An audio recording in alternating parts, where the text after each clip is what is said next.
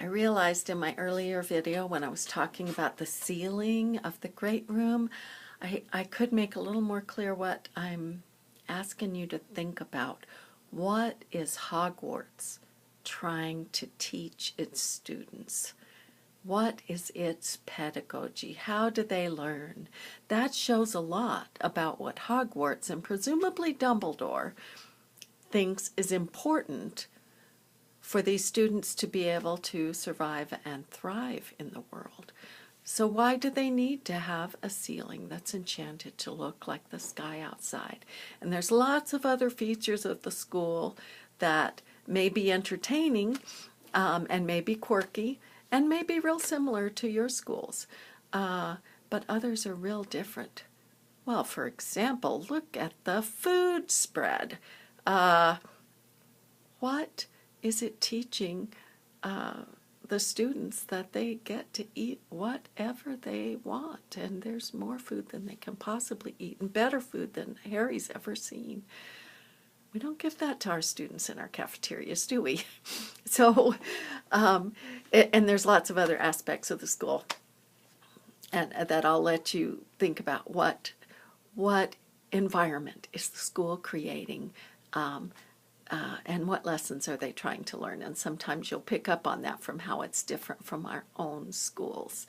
Also, I didn't mention, I don't know that we'll answer this anytime soon, but we did talk about point of view with Secret Garden and the fact that there's an omniscient point of view because the author moves from character to character, and they and even makes her own comments. Sometimes it's the author giving her opinion and not necessarily any of the characters. In Harry Potter, and some of you correctly mentioned that it is mostly limited third person. Harry is not telling his own story, so there's no I as far as the narrator is concerned. And mostly we only get Harry's thoughts and what he sees. However, that first chapter, most of it is from Mr. Dursley's point of view. And if you're a Harry Potter expert, you know that I think all the books start that way. Maybe not book 7, I can't remember. But they start somewhere Harry can't see and doesn't know anything about, from the point of view of someone else. I think book 6 is like the Prime Minister of England and in his office. So I think this has a thematic significance.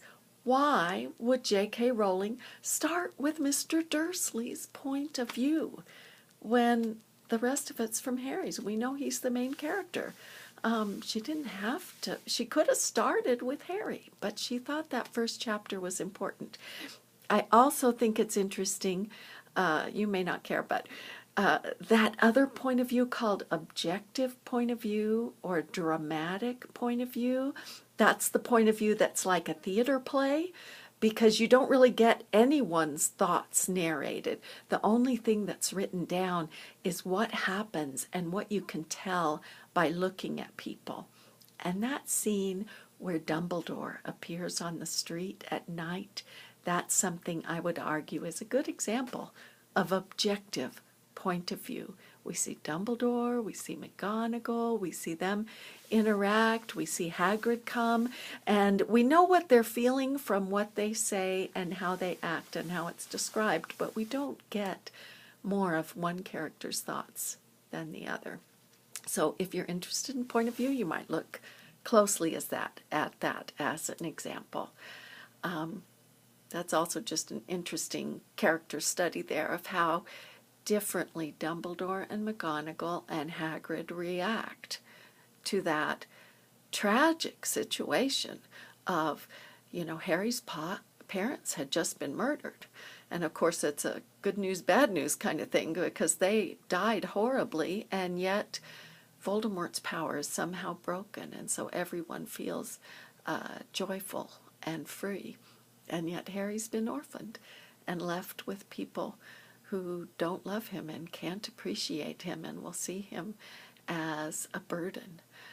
And notice that those are all characters Rowling likes and approves of and presents as heroes, Dumbledore, McGonagall, and Hagrid.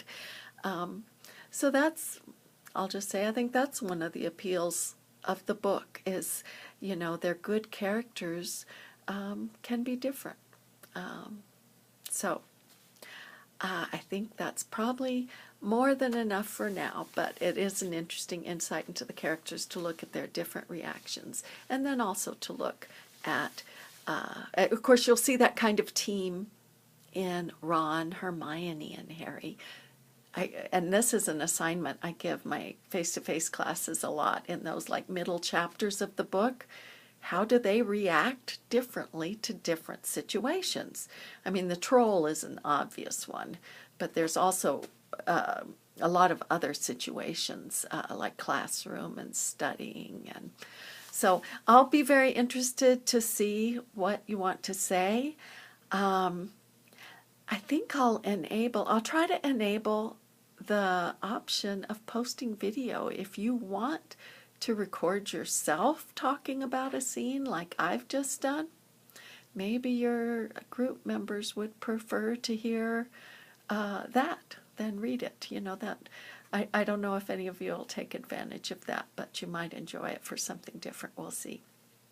Okay, well, I'm going to sign off and get this posted, and I'm sure there will be follow-up instructions, but thank you for listening.